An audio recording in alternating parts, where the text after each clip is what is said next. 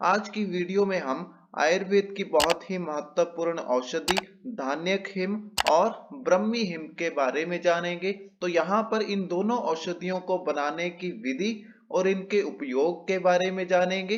तो इसी पूरी जानकारी को अच्छे से जानने और समझने के लिए वीडियो को अंत तक जरूर देखिएगा। तो सबसे पहला हेडिंग यहाँ पर धान्यक हिम का लिखा है, जिसके अंदर इसकी निर्माण विधि लिखी है, जिसमें लिखा है 1 तोला धनिया बीज को मोटा कूटकर 6 तोला शुद्ध मीठा जल मिलाकर पात्र को कपड़े से ढककर रात्रि पर्यंत खुले स्थान पर रखते हैं। प्रातः काल हाथों से मसलकर छानकर धान्यक हिम तैयार करते हैं। तो अभी इस निर्माण विधि को समझ लेते हैं। तो यहाँ पर 1 तोला यानी कि 12 ग्राम धनिया बीज को पहले मोटा या दरदरा कूट लिया जाता है। उसके बाद इसका 6 गुना यानी कि 72 ग्राम शुद्ध मीठा जल इसके साथ मिक्स करके कपड़े से उस पात्र को ढक दिया जाता है और पूरी रात्रि के लिए किसी खुले स्थान के ऊपर रखा जाता है। तो इसके बाद प्रातः काल यानी कि अगले दिन सुबह हाथों से अच्छे से मसल कर और छान कर जो हमारे पास औषधि तैयार होती है उसे हम धान्यक हिम के नाम से जानते हैं।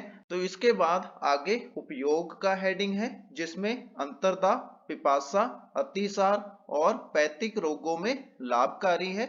लिखा गया है अंतर्दाह यानी कि शरीर के अंदर की गर्मी को ठीक करना, पिपासा यानी कि प्यास लगना, अतिसार यानी कि डायरिया और पैतिक रोग यानी कि पित्त दोष के बढ़ने से हमारे शरीर में होने वाले रोगों को यहाँ पर लिखा गया है।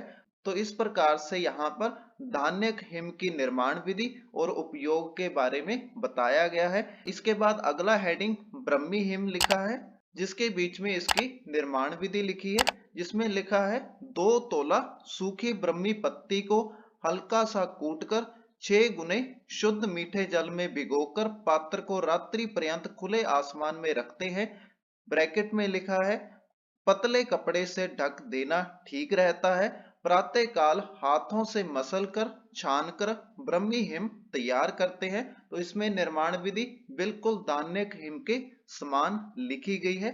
तो सबसे पहले 2 तोला सूखी ब्रह्मी पत्ती को लिया जाता है। तो ब्रह्मी पत्ती को हल्का सा कूटकर यहाँ पर रखा जाता है, जिसके बाद 2 तोला का 6 गुना यानी कि 24 को अगर 6 से मल्टीप्लाई करोगे तो 144 ग्राम शुद्ध मीठे जल में भिगोकर पात्र के अंदर मिक्स करके रखा जाता है। पूरी रात्रि के लिए इस पात्र को पतले कपड़े से ढककर खुले आसमान में रखा जाता है। फिर उसके बाद प्रातः काल यानी कि अगले दिन हाथों से अच्छे से मसल कर छान कर जो हमारे पास औषधि तैयार हो जाती है उसे हम ब्रह्मी हिम के नाम से जानते हैं। इसके बाद अगला हेडिंग उपयोग का लिखा है, जिसके अंदर है स्मृति ह्रास, अनिद्रा, उन्माद, अपस्मार आदि रोगों में हितावे है।